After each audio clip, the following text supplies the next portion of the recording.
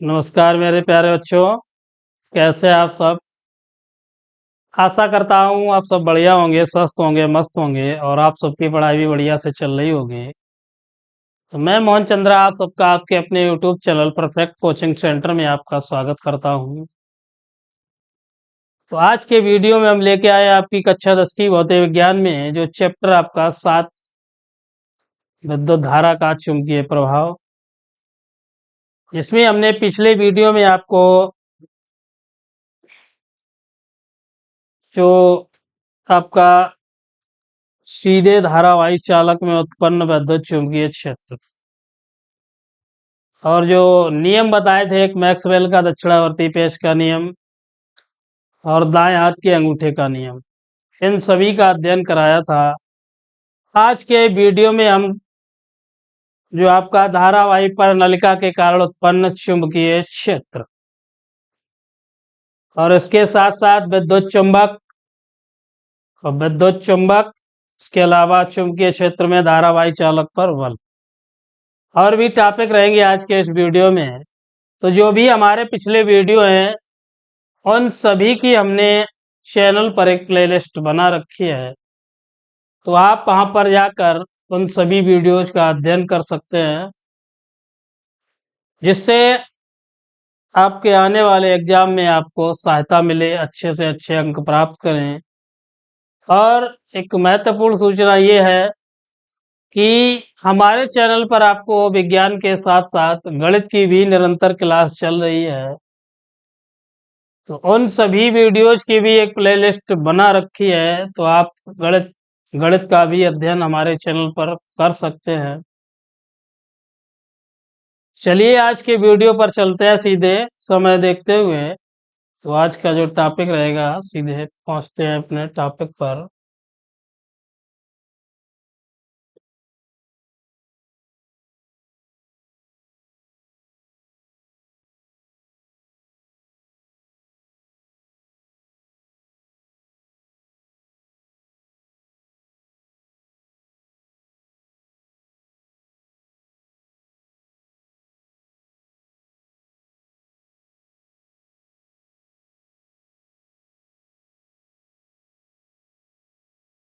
Ampere का तैरने का नियम।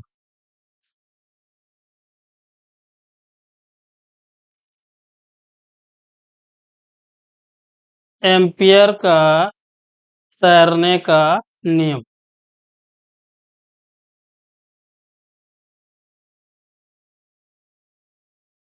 स्क्रीन पे देख रहे हैं आप, लिखा है इस नियम के अनुसार यदि कोई व्यक्ति तार में प्रवाहित धारा की दिशा में इस प्रकार तैर रहा है कि उसका मुंह चुंबकीय सुई की ओर है। क्या बताया? ये एम्पियर का तैरने का नियम है। लिखा है उसमें कि यदि कोई व्यक्ति तार में प्रवाहित धारा की दिशा में इस प्रकार तैर रहा है कि उसका मुंह चुंबकीय सुई की ओर है। किस तरफ है? चुंबकीय सुई की ओर। तो सुई का उत्तरी ध्रुव उसके बाएं हाथ की ओर घूम जाएगा। जो सुई है उसका उत्तरी ध्रुव उसके बाएं हाथ की ओर घूम जाएगा। तो इस नियम की सहायता से हम विद्युत धारा की दिशा अगर ज्ञात है तो चुंबकीय क्षेत्र की दिशा ज्ञात कर सकते हैं। अब इस प्रकार जैसे ये है, कोई मान लेते हैं तैर रहा है व्यक्ति, इधर को तैर रहा है। अब इधर यहाँ पर मान लेते हैं उसका ये बायां हाथ है, बायां हाथ। तो लिखा है कि यदि कोई व्यक्ति तार में प्रवाहित धारा की दिशा में इस प्रकार तैर रहा हो कि उसका मुंह, अब इधर है उसका मुंह चुंबकीय सुई की ओर है, तो सुई का जो उत्तरी ध्रुव होता है, उत्तरी ध्रुव उसके बाएं हाथ की ओर घूम जाएगा। किधर घूमेगा? बाएं हाथ की ओर घूम जाएगा। अब जैसे देखिए यहाँ पर एक फिगर बनाते हैं हम।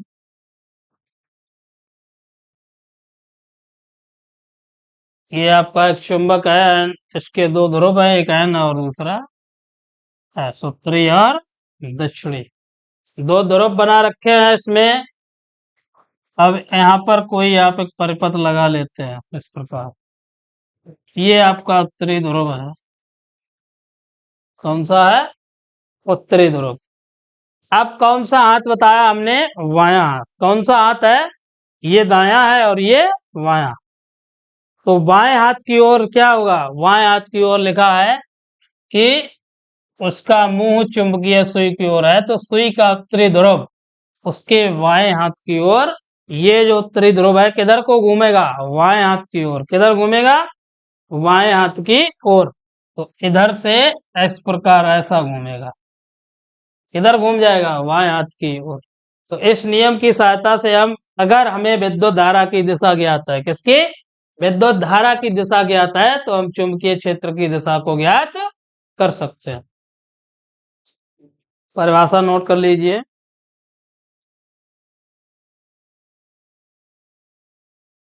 चलिए नेक्स्ट। विद्युत धारावाही पास के कारण चुंबकीय क्षेत्र। विद्युत धारावाही पास के कारण चुंबकीय क्षेत्र। तो विद्युत धारावाही पास क्या है? पहले तो इसे जानते हैं कि तांबे के एक मोटे तार को हम मोड़कर एक वृत्ताकार कुंडली बना लें। तांबे के एक मोटे तार को मोड़कर एक वृत्ताकार कुंडली बनाएं,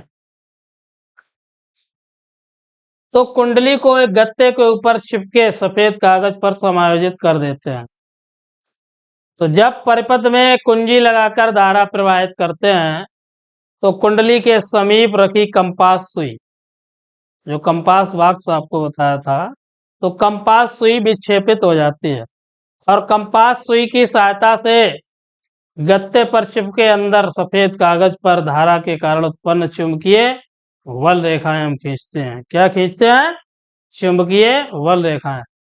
इस प्रकार प्राप्त चुंबकीय क्षेत्र की बल रेखाओं में निम्न विशेषताएं पाई जाती हैं। तो देखिए, एक तांबे का मोटा तार क्या है कि एक तांबे के मोटे तार को मोड़कर एक वृत्ताकार, कैसा? वृत्ताकार। कैसा मोड़ा जाता है? वृत्ताकार कुंडली बना ली और कुंडली को एक गत्ते के ऊपर चिपके सफेद कागज पर हम समायोजित कर लेते हैं। और सफेद कागज इसलिए लेते हैं क्योंकि हमें क्या बनाना है? चुंबकीय बल रेखाएं बनानी है। क्या बनानी है? चुंबकीय बल रेखाएं। तो इस प्रकार कोई हम एक मोटा तार लेके उसे एक वृत्ताकार कुंडली बना लेते हैं, उसे एक सफेद कागज पर हम संयोजित कर लेते हैं। किस पर? सफेद कागज पर संयोजित कर लेते हैं। और जब परिपथ में एक कुंजी, बटन जो जानते हैं आप, बटन तो वो तो सभी जानते हैं, तो कुंजी लगाकर इसमें हम धारा प्रवाहित करेंगे। और जब धारा प्रवाहित करेंगे तो इसके समीप एक कंपास सुई, जब कंपास सुई होती है वो कैसी होगी? विक्षेपित होगी। तो विक्षेपित होने के पश्चात कंपास सुई की सहायता से जो आपका सफेद कागज है उस पर धारा के कारण जो उत्पन्न चुंबकीय बल क्षेत्र की बल रेखाएं होंगी, उन्हें हम एक पेन या पेंसिल की सहायता से खींच लेते हैं। अब जैसे ये कोई है आपका लूप और इधर को धारा चल रही है इस प्रकार, ये है धारा की दिशा ऐसी, तो इसमें ऐसी चुंबकीय बल रेखाएं उत्पन्न होंगी। ऐसे होंगी चुंबकीय बल रेखाएं, या अन्य भी आकार हो सकते हैं, जरूरी नहीं कि ये आकार हो, इस प्रकार भी हो सकता है ऐसा। ये भी आपकी क्या है? चुंबकीय बल रेखाएं। तो इन रेखाओं के देखिए विशेषताएं क्या है। नंबर 1 है कि कुंडली के तार के किनारों पर समीप बल रेखाएं वे कैसी होती हैं? वृत्ताकार। जो कुंडली का तार है उसके समीप जो भी रेखाएं उत्पन्न होती हैं वो कैसी होती हैं? वृत्ताकार, वृत्त के आकार की इस प्रकार। तथा धारावाही कुंडली के तार से जब दूरी बढ़ती है तो चुंबकीय बल रेखाओं की जो तीव्रता होती है, क्या तीव्रता, वो कैसी होती जाती है? कम होती जाती है। जैसे जैसे आप दूरी को बढ़ाएंगे वैसे वैसे चुंबकीय तीव्रता घटती जाएगी।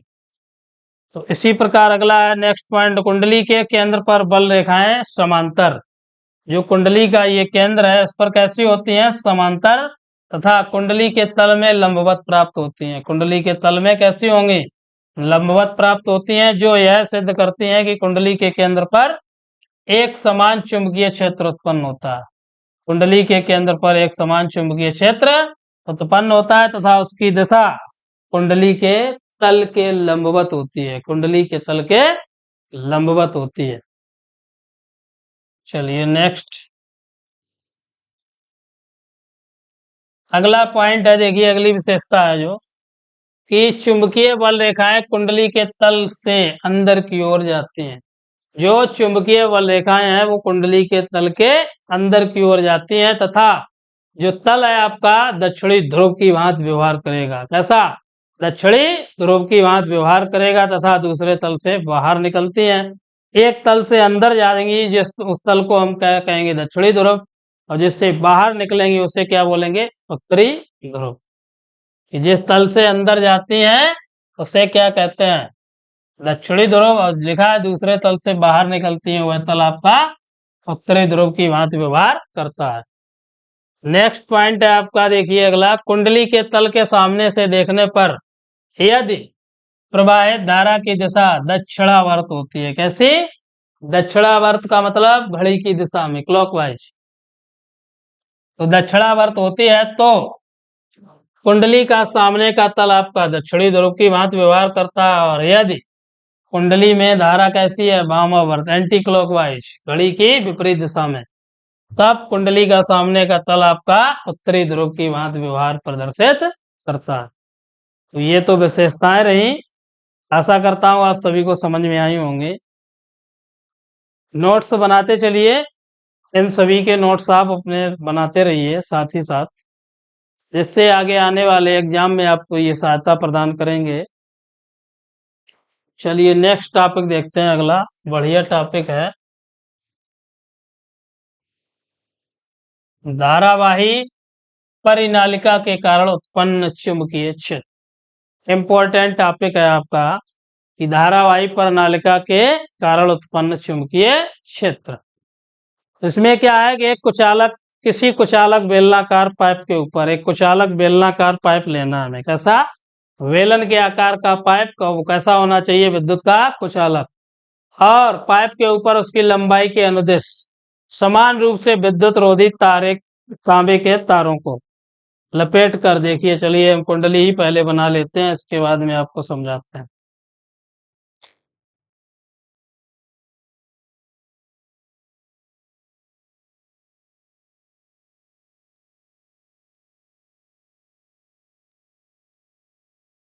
ये आपका बेलनाकार कोई पाइप है, तो इसकी लंबाई के अंदर से एक समान विद्युत रोधी तारे, तांबे के तार लपेट लेते हैं।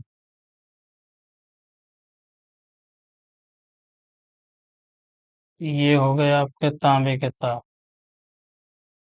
लंबाई के कैसे हैं? अनुदिश। लंबाई के अनुदिश हमने तांबे के तार लपेट लिए। अब इसका संबंध एक परपथ, ये एक कुंजी लगा लीजिए, एक सेल लगा दीजिए।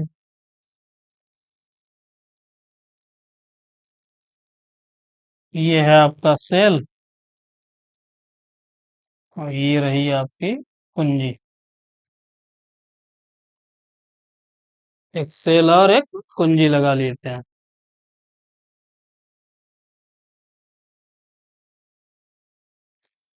अब यहाँ पर अगर आप चाहें तो इसका बेस भी बना सकते हैं, आधार, इस प्रकार से।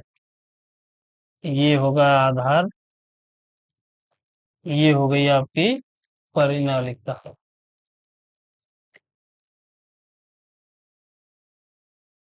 ठीक, तो देख रहे हैं आप चित्र में, आप देखिए कि किसी कुचालक बेलनाकार पाइप के ऊपर उसकी लंबाई के अनुदिश एक समान रूप से विद्युत रोधी, ऐसा है जो विद्युत रोधी तांबे के तार को लपेटकर बहुत अधिक फेरों वाली कुंडली को हम बोलते हैं परिनालिका।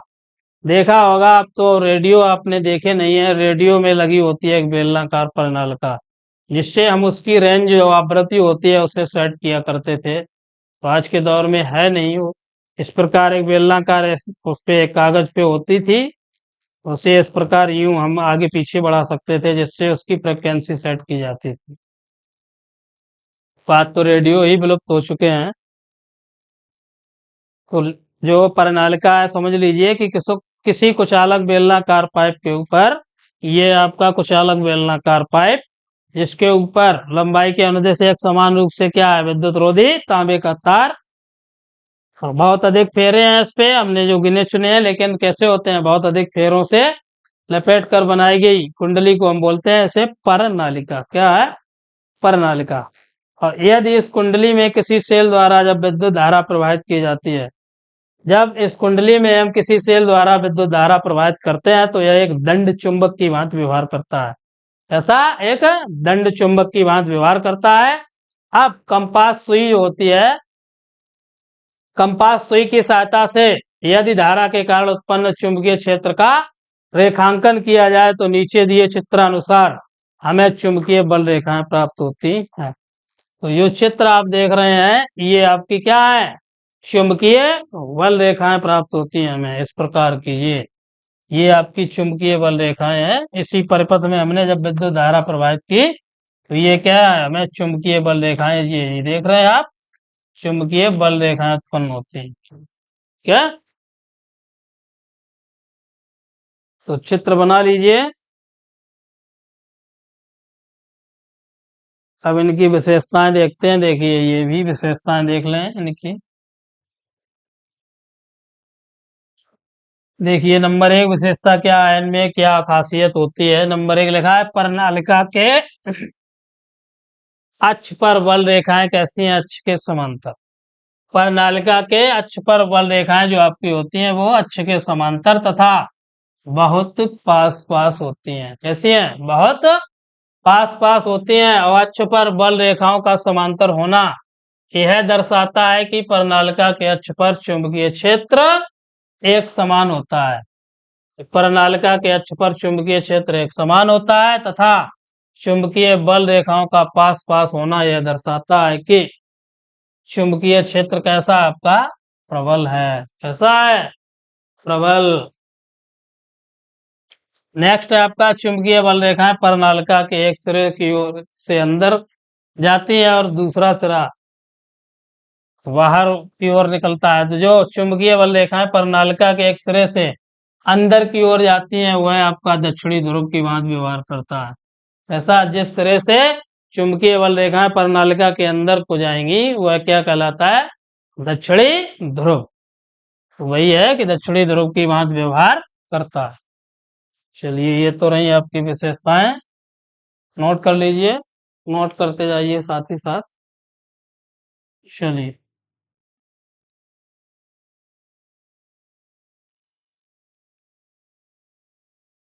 अगला है आपका विद्युत चुंबक।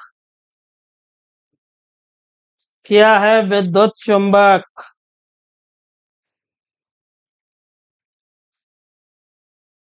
लिखा है, प्रणालिका के भीतर उत्पन्न प्रबल चुंबकीय क्षेत्र का उपयोग किसी चुंबकीय पदार्थ जैसे नरम लोहे की प्रणालिका के भीतर चुंबक बनाने में किया जाता है।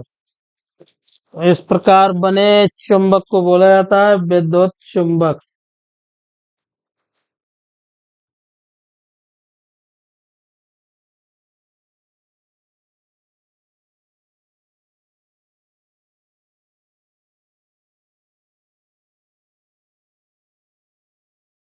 तो विद्युत चुंबक देखिए कि प्रणालिका जो अभी आपको समझाई है कि तांबे के मोटे तारों को लपेट कर अधिक फेरों वाली कुंडली को हम बोलते हैं प्रणालिका। प्रणालिका के भीतर उत्पन्न प्रबल चुंबकीय क्षेत्र का उपयोग किसी चुंबकीय पदार्थ जैसे आपका क्या है, नर्म लोहा।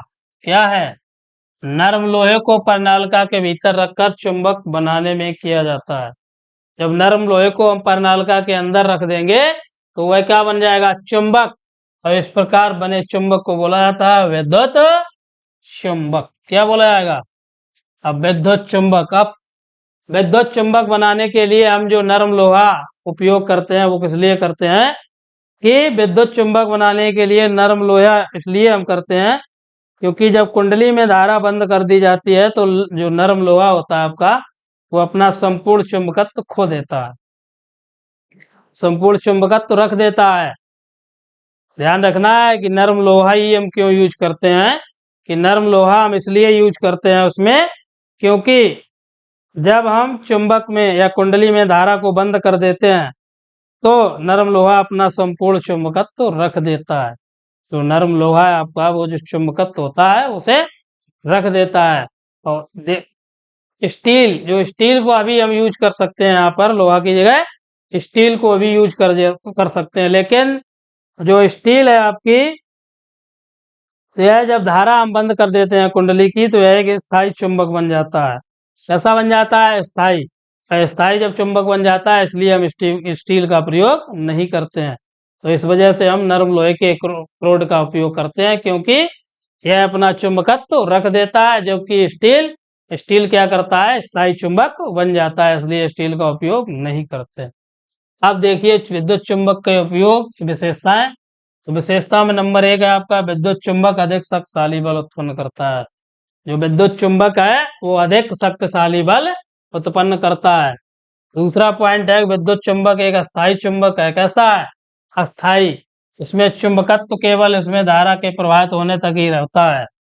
जब तक उसमें धारा प्रवाहित हो रही है तब तक चुंबकत्व है, और जैसे ही धारा का फ्लो बंद हुआ वैसे ही चुंबकत्व अलग हो जाता है, रख देता है अपना।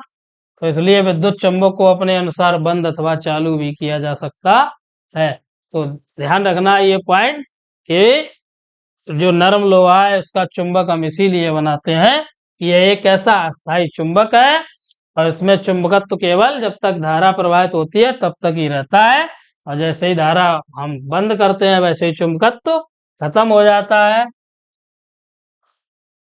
स्टील जो है आपका, स्टील में अगर आप विद्युत धारा फ्लो करेंगे और जब बंद करेंगे तो एक ऐसा स्थायी चुंबक बन जाता है, तो इसलिए हम स्टील का उपयोग नहीं करते हैं। थर्ड पॉइंट है आपका विद्युत चुंबक की शक्ति को उसकी कुंडली में फेरों की संख्या में परिवर्तन करके परिवर्तित किया जा सकता है। जो आपका विद्युत चुंबक है उसमें उसकी जो पावर है, शक्ति है, उसे हम जो कुंडली में फेरों की संख्या है उसके अकॉर्डिंग उसे परिवर्तित कर सकते हैं। अब विद्युत मोटर है आपका, ट्रांसफार्मर, जनरेटर आदि में जो विद्युत चुंबक का ही उपयोग किया जाता है। विद्युत मोटर तो सभी ने देखे होंगे कि वैसे पानी निकालने के लिए मोटर का यूज करते हैं, पंखे हैं या अन्य बहुत से उपकरण हैं जिसमें विद्युत मोटर का उपयोग किया जाता है। ट्रांसफार्मर है आपका, उसमें भी विद्युत मोटर का ही उपयोग किया जाता है। जनरेटर है, उसमें भी विद्युत चुंबक का उपयोग किया जाता है। तो विद्युत चुंबक आपको ध्यान रखना है कि आपका विद्युत मोटर, ट्रांसफार्मर है, जनरेटर है या अन्य बहुत से उपकरण हैं जिसमें हम उपयोग करते हैं विद्युत चुंबक को। चलिए नेक्स्ट हो गया। अब आज के वीडियो में बस इतना ही, यहीं तक है टॉपिक आपका। अगले वीडियो में हम आपको मोस्ट इम्पोर्टेंट टॉपिक है इस चैप्टर का, फ्लेमिंग के वायात का नियम। तो फ्लेमिंग के वायात का नियम पढ़ाएंगे। बढ़िया टॉपिक है, आपके आने वाले एग्जाम की दृष्टि से कि पूछ लिया जाता है कि फ्लेमिंग के वायात का नियम लिखिए। इसके साथ ही साथ इस चैप्टर का अति महत्वपूर्ण क्वेश्चन जो लॉन्ग क्वेश्चन में पूछा जाता है वो रहेगा आपका विद्युत मोटर। तो विद्युत मोटर क्या होता है? विद्युत मोटर एक ऐसी युक्ति है जो विद्युत ऊर्जा को यांत्रिक ऊर्जा में परिवर्तित करती है। आप सभी जानते हैं कि विद्युत मोटर की सहायता से हम यंत्रों को ही चलाते हैं। अब वो कोई यंत्र हो, किसी प्रकार का हो, जो भी यंत्र जिसमें हम विद्युत मोटर का उपयोग करते हैं, विद्युत मोटर की सहायता से यंत्रों को चलाते हैं। तो विद्युत मोटर क्या है आपका? कि जिसके द्वारा विद्युत ऊर्जा को यांत्रिक ऊर्जा में परिवर्तित किया जाता है। इसके अलावा विद्युत मोटर का सिद्धांत रहेगा, विद्युत मोटर की संरचना रहेगी, उसकी क्रियाविधि और विद्युत मोटर के उपयोग। आज की वीडियो में बस इतना ही, मिलेंगे अगली वीडियो में, तब तक के लिए धन्यवाद। अगर वीडियो अच्छा लगे तो प्लीज लाइक सब्सक्राइब करें हमारे चैनल को, और जो भी है जो वीडियो है आपके वो अपने दोस्तों को शेयर करें, जिससे हमें भी कुछ ना कुछ सहायता मिलती रहे, हमारा भी मनोबल बना रहे कि आपको आप निरंतर हम वीडियो प्रोवाइड कराते रहें। क्योंकि इनका कोई चार्ज तो ले नहीं रहे आपसे, बिल्कुल फ्री आप कास्ट हम दे रहे हैं आपको। तो ध्यान रखना है दोस्तों, मेरे प्यारे बच्चों। जब भी वीडियो देखें तो लाइक तो बनता ही है और दूसरों को प्रेरित करें कि सर के चैनल को सब्सक्राइब करें।